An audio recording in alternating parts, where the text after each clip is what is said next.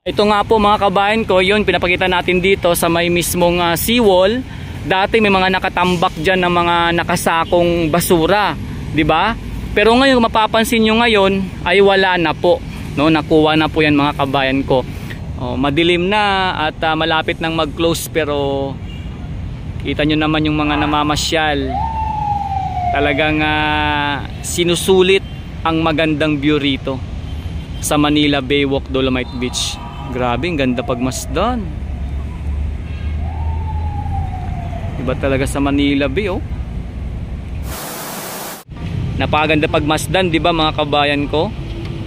Maliban po sa may sunset, yung ating mga kabayan na tingnan nyo naman na nakaupo lang sa may dalampasigan habang pinagmamasdan ang magandang view dito sa Manila Baywalk Dolomite Beach. So ganun po kaganda rito mga kabayan ko pag kayo ay napasyal ng personal. Ayan po, no, yung ano to, dalawang foreigner, ibang lahi.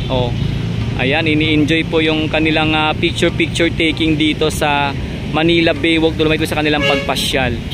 Tsaka tingnan nyo po mga kabayan ko, no, hanggang doon sa may pinakadulo, mapapansin po ninyo, di ba? Halos wala na pong mga basura or mga nakasako na may lamang basura na ating nakikita noon na nakatambay sa may gilid. Ayan, puntahan po natin yung pinakadulo. Silipin lang po natin kasi tayo po ay first time muli na nakapasyal dito sa Manila Baywalk Dolomite Beach. At kung saan ito nga po mga kabayan ko, yun pinapakita natin dito sa may mismong seawall. Dati may mga nakatambak dyan ng mga nakasakong basura, di ba? Pero ngayon mapapansin nyo ngayon ay wala na po, no? Nakuha na po yan mga kabayan ko. Yung tanging nakita natin dito, ito yung ano na lang, yung trash boom sa may gilid ng seawall, na kung saan nung time na merong mga masamang panahon, may pagbagyo, ay talagang inanod po yan dyan sa may dalampasigan. At yun, talagang nasa gilid na sa ngayon. Siguro ayusin pa naman yan, no? Hindi natin masabi kung kailan lang talaga, kasi kasi yan nagkagutay-gutay yung kanyang mga styrofoam mga kabayan ko. So ang gagawin po natin, dahil tayo po ay first na nakabalik dito, pupunta natin yung pinakadulo bago man lang mag-close ang Manila Baywalk Dolomite Beach. Atin lang muna silipin. Ayan, kung mapapansin ninyo, yung tubig napakalinaw pa rin mga kabayan ko. At meron tayong nakita na mumunting basura na nakalutang at sa may dalampasigan. Pero kung inyo namang ipagkukumpara noong dating-dati pa, mas iba na talaga ngayon. Mas talagang makikita mo na andyan po yung naging improvements sa paglinis nitong Manila Baywalk Dolomite Beach, di ba? Ayan. So puntahan po natin yung pinakadulo. Saktong-sakto to para ating kasi matagal-tagal din tayo hindi nakabalik dito. Isang buwan yata mahigit. Tama ba? Isang buwan mahigit. Parang ganun, isang buwan. Ayan po yung trash boom. Ayan, pakita po natin yung trash boom. Ayan. Ayan to yung trash boom na sinasabi ko mga kabayan ko. Pero wala na po yung mga nakasakong basura na dating nakatambak dyan. Ito po, nasa dulong-dulo na tayo, na kung saan dito po ang pinakalas na pinaglagyan ng dolomite sand. Ito may mga foreigner din dito na babae, nakita natin. Yan. Yan. Ito po yung pinakadulo na pinaglagyan ng dolomite sand. Ayan po mga kabayan ko. Tapos yung pinakadulo doon, yun yung tinatawag natin na Remedios area. Ayan. So kung mapapansin nyo, yung mga nakasako dati na nakatambak ay wala na po mga kabayan ko, no? Ayan, wala na po. Ito yung mga foreigner, dito sila nagpwesto, tumambay, kasi mas gusto nila siguro dito na wala masyadong tao. So ayan po, no? Ito yung pinakadulo. At ito po nakita ninyo na kulay itim. Yan po yung pinaglagyan ng buhangin. Parang kumbaga parang pampader siya. Ayan po. So ayan po mga kabayan ko, yun doon na po sa dulo, yan na po yung tinatawag na Remedios area. Okay, so tayo magbabalik na. Ito may mga foreigner, oh. Dito sila stay sa may dulo kasi siguro masusunod nila na walang masyadong tao.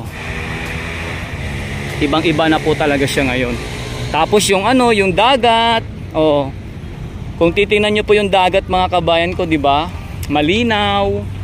Ayan, oh, malinaw. Oh. Ha? Marami pong mga mumunting isda na palangoy-langoy. Yung mga bagong panganak, 'di ba? So ganyan po dito sa Manila Baywalk Dolomite Beach mga kabayan. Oh, madilim na at malapit nang mag-close pero kita nyo naman yung mga namamasyal. Talagang sinusulit ang magandang view rito sa Manila Baywalk Dolomite Beach. Grabe, ang ganda pagmasdan. Iba talaga sa Manila Bay, oh. Tingnan nyo naman mga kabayan ko. So yan, ito po muli yung ating pinakaunang update dito. Simula nung tayo ay nagkaroon ng ibang pinagkabalan sa ating mga content or vlog. Ngayon tayo po muli ay nagbabalik sa Manila Bay upang magtuloy-tuloy muna magpapakita ng kaganapan at sitwasyon dito araw-araw. So mapapansin ninyo mga kabayan ko, no, ang Manila Bay noon at sa ngayon talagang ang laki ng pinagkaiba at ang pinagbago.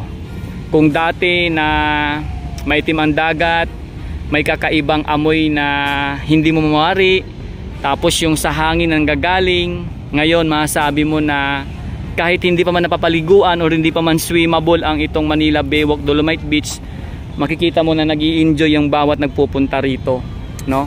Ang bawat namamasyal. Ayan po yung patunay mga kabayan ko. So ang ganda, no? Ang ganda pagmasdan. Ay, may mga humahabol pa. Ayun. Diba? So ayan po, no, ang pinaka the best dito sa Manila Baywalk Dolomite Beach, kung saan lagi natin sinasabi na ito ay tatak, tatay, digong talaga ang Manila Bay, no? Kasi sa totoo lang po, talagang ito ay sinimulan nung kapanahonan po ni Tatay Digong. So yan, sa muli po, thank you so much mga kabayan ko sa palaging nanonood ng ating live dyan at sa ating mga upload video sa aking YouTube channel. At salamat po sa palaging nagbibigay ng kanilang mga komento regarding po sa ating mga iba't ibang update or upload video, especially Kalye Survey, di ba? Ang mga live natin. Maraming salamat po sa mga sumusuporta sa aking channel. Ayan. Talagang mabuhay po ang bawat Pilipino, mabuhay po ang Pilipinas. God bless us all.